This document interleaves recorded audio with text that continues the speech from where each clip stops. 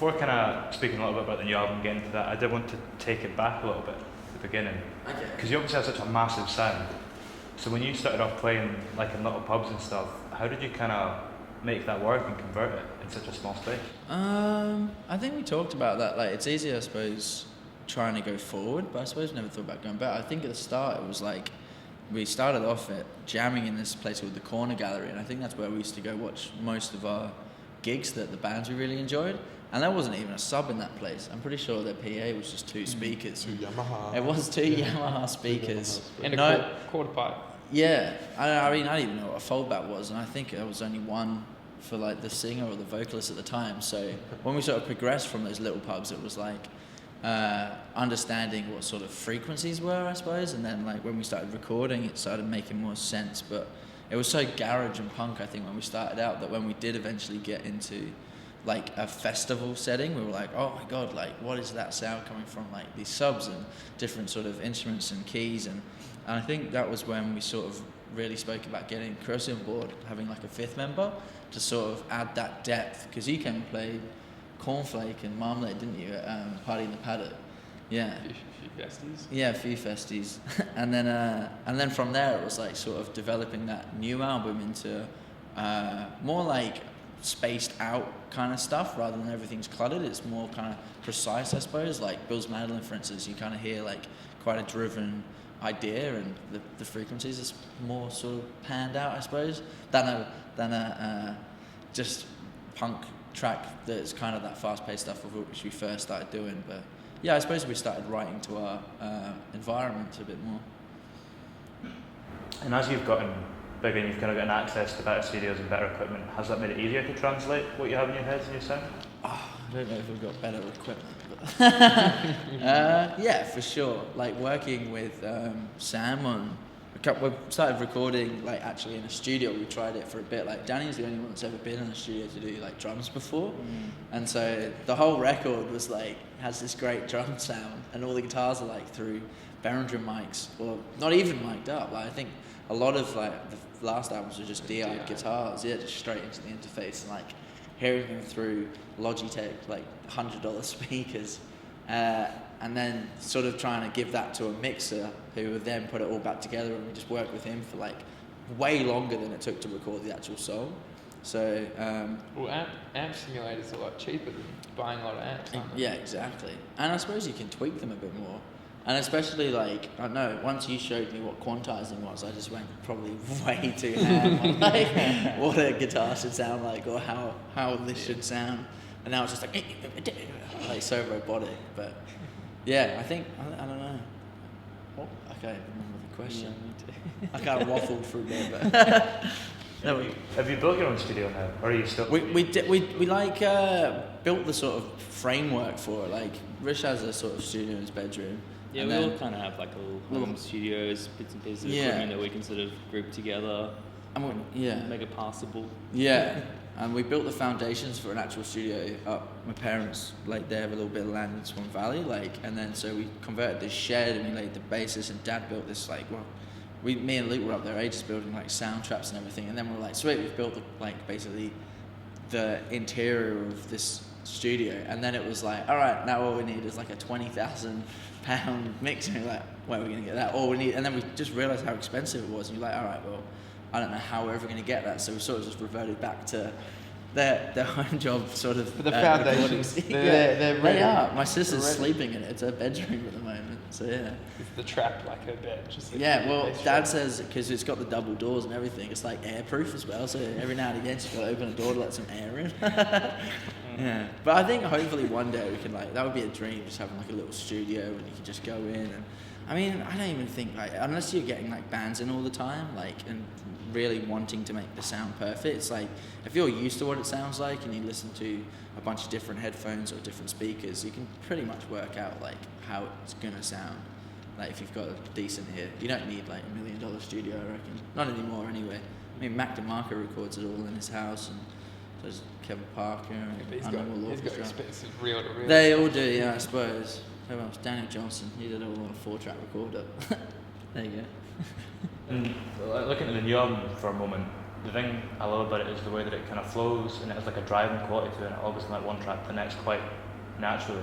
Did it come together quite linearly when you were making it, or how did it kind of start off and what pieced it together, what came first? I think if we released like every single song, like you'd hear the linear progression from like how it starts at like kick-ons and ends and sort of like Desi or Digital Hunger or something. But I mean, there's probably like 4 or 5 songs that are wrote at the same period that all probably sound too similar to put on the album. So it would be like a 50-track album, but you'd just be like so monotonous because you're like, oh my god, that sounds exactly like that last one. But then at the end, it would sound completely different. So I think take out every 5th song or whatever, decimate half a decimate, have the old Roman thing of the songs.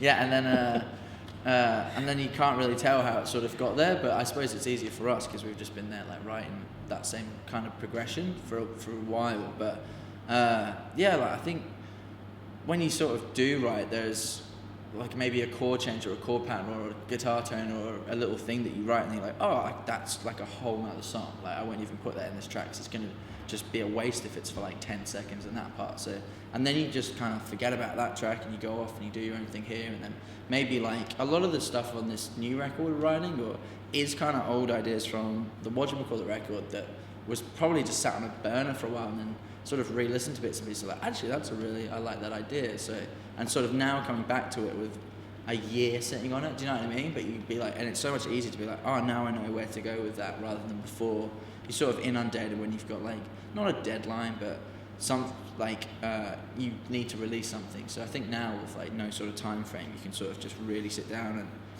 I was listening a lot to the stuff we did have, and then my bag got stolen, but so I've got nothing to listen to it on. I can find some headphones, but it'll be alright. First club record I noticed there was a big thing was Native Tongue. That's yeah. out the first time. Are there things that you think a record has to be like, that you have in your head that you wanted it, the first song, to have completely changed by the end of it, like compared to the last song? Or is it more natural and you don't have things that you can find? Yeah, I think there was ideas of like what kind of the album needed. Like I was like, I really want this kind of sitar-y, kind of drony kind of track, and then I was like, I want the album to focus around some sort of 1940s village fete, like British kind of, you know, that like, I mean, Hot Fuzz took the piss out of it, but you know, like the Kinks kind of stuff, like where it's just like, there's something really nice about that, and like Punch and Judy fairs, and it's weird, it's got this kind of thing. So taking that and then having it reimagined in the future where they've got all the bits wrong and it's all in kind of futuristic like instruments and done that kind of way, and then that went out the window. And then we wanted to do like a festival album because I think we were obviously again at Party in the Paddock where it was just like trying to broaden the spectrum of sound, and then that kind of went out the window. And I think now it's like what was kind of released, I was really happy with it. I think we were all really happy with how the album's been like gone. And after like, I mean, there was a period there like once it was released I just couldn't even listen to a single track. I was like, oh my god, like what is happening? And I think now that it's been, what's it only been like 4 or 5 months, and sort of listened back to it and gone, maybe I would have changed that or maybe I would have changed this, but it's like, I don't know, pretty happy with like, I think like for me it's like the quieter songs like My Friends Are Liquid, like you said, Native Tongue, probably like the ones I'm more happy with. But because we play rock music all the heavier ones live, I'm like, what do we do when we went in Rome? Like that should have been huge. Like, and it just, I think we just, I don't know, ran out of time. We mixed that like on the road in America in a car, like, or was sent back the mixes and the masters. So when we eventually got home to listen to it through our speakers, we're like, oh my god, what is this? And there was this mad like 4 or 5 days sending notes back and forth to someone who's already onto another project. Like it was just, I remember it was on the 11th hour. Yeah, it was. Yeah, and we literally, they were like already being pressed to wax. We're like, stop. Yeah. So now we'll never do that. Such a rush job again. But I don't know that it came out a rush job. I think you're always going to probably change stuff. But I think hopefully we can have like a 3-month period of listening to it. Be like, sweet, that's perfect, right? Now we can put it out. Digital Hunt is another one that you see that you're kind of sticking with the chilled out one of your favourites. It has the whole like jazzy kind of guitar thing going on. Do you have a lot of ideas like that, like recorded? How did that riff come first and you built the song around it? Or? The Digital Hunger track? Yeah. Well, that came about because Danny was in the studio just nailing all the parts, and I tried to write something to fuck him up with. I was just kind of, not pissed off, but just watching him. I was like, I bet he can't play this thing. So I was just trying to do the weirdest thing I could, and I think you did it in like 2 takes as well. You're like, I don't know, it kind of became a challenge, but the the guitar idea was because I started just mucking around in Ableton, just kind of bored with the guitar, so I was like transposing it like up whole octave, and then but keeping it on like beats mode, so it would like glitch the whole thing out, and it'd be like and sound like so computerized, and then put like another sort of seventh on top of that, and you've got this kind of strange like organ that sounds like it's being glitched. So I think that whole idea kind of stemmed from that, and just kept layering until I was like, all right, Danny's never gonna know what this is, and then he's just like, oh, he got it pretty good. But yeah, I was kind of interested in that, and I think there was a lot of stuff that like Desi's kind of, those tracks came later in the album, like I said, where it was like supposed to be this whole like quirky. Well, that one I actually probably spent about 2 hours on the first bar of it. Oh really? Adventure. Oh yeah. That was. But I love that track. I think it's my favorite one, and I think there's so much like depth to it in the space of like 4.5 minutes. But it's the only song like I think, like say like some of them like a Denmark or whatever. It kind of is a long song that feels short, but I don't know if it's a good thing. But Desi's feels like it goes for half an hour. Yeah, it's but not that long. No, so I don't know. Usually people are like, oh god, when's it gonna finish? But for me, it's like a good thing because you just like you actually got lost for a while there. You're just like, well, where am I kind of going with it? And that was like a 12-minute song until it actually kind of got compressed into like the 4 minutes it is, or 4.5 minutes. But if it was at 12 minutes, that would have felt like a day trying to listen to it. Kind of let stand a little bit in the way that the whole thing is so twisty and turny. You don't really know where it's going next. Yeah. Is that one of the things that's kind of part of the core of your band, that you want to surprise people and you want to? Yeah, I think for sure. I think if you're just like you don't want it to be like repetitive or get monotonous and have predictable. Yeah, exactly. And if you're trying to like say the first song sounds exactly like the 10th track, and then you've got another like 6 songs to go afterwards, you're never going to get to the end. So I think you want to have that element of surprise, but also keep your listener like anticipating something as well. Like, not that it's always going to be like, oh, there's a twist in this movie, wait till then, and then it's like one. It's like, I don't know, I kind of want to make it feel more like I don't know, I always like comparing directors, but like Wes Anderson does it really well, where it's just like there isn't kind of like a main plot to his movies, but it's always just kind of evolving weirdly, and always there's some like you kind of just are following along until the end, and you're like, oh god, like, and you always rewatch them as well. Like, they're kind of interesting movies because you find something else, and I don't know, but more like, I suppose it's less of a narrative in a way, like that kind of album. But I wouldn't mind doing one with a narrative. That'd be pretty cool if you could like actually have from start to finish. Yeah, a proper concept album. But I don't know if that's the dream, right? It would be, yeah. Make like a super concept Pink album. Floyd kind of type thing. Artwork's all like super conceptual as well. Yeah, that would be the goal. But I think for now it's like, let's just see how, I don't know, what we can paint with what we kind of have at our disposal. Yeah, there you go. How important is structure to you then, with what you're kind of saying? Structure? Yeah. Oh man, like I think the first 2 records I was trying to write without structure, and then I got really worried that I forgot how to write a song, and so I started going backwards, trying to be like, how do I write a song? Like, and I think that's why like maybe not Desi's, like Bill's Mandolin and Kick-Ons kind of have more like of a popular structure, and then I was like, all right, sweet, I think I can do that. And then I was writing kind of acoustic songs, and then I just started being like, oh no, now everyone's going to think we're a pop band. So it's like, okay, like trying to go against that and write some more weird structures. So now it's like, I remember going into these like crazy spirals with you of like trying to write a song where we would just get so lost in how we would actually manage to get out of it. Like it would just continuously just keep going to the next section. That's it. And then you end up with like 9 minutes of nonsense, and you're like, where are we going? But those kind of things, like, they can work out really well. It's not about the destination, it's about the journey. There you go. Yeah, I think I think that would be really nice to actually be able to write a song and kind of like just flows well rather than thinking about structure. But sometimes you do, like, you're just like, oh, well, if it's a song, it's got to have 2 choruses, it's got to have that, and then you kind of just want to take out that I suppose modern convention of what songs are, because you listen to like old like operatic music or whatever, or like classical stuff, it's just like everywhere and you have no idea what's going on. I think when we saw Flying Lotus, I think that's why I was like so amazed by that set, because there's no linear sort of structure to it, and there's no beginning or end, but all of a sudden he'd bring back little versions of, or maybe twist things that were there previously. like not so much in his albums, but in his live set, and that was just amazing to watch. It was like you hadn't got a clue where it was going or how anything had happened, but it was just so amazing to watch and to, like witness, and you were like with him. You were just like, this is insane. Like, yeah, I wouldn't mind doing that for like maybe a weird record, like just a Flying Lotus record. Man, that's gonna take me 1,000 years. We were saying like if you were there going on after Flying Lotus at a gig, yeah, just tuning your you tune it and you go up. Yeah, God. Don't worry about that. Yeah, but on mere man tools. I've got one left to finish up with, that's alright. Yeah. I wonder, in the type of music you make and the kind of the genre that you occupy, what do you think is more important, emotion or meaning? Emotional what, sorry? Or meaning?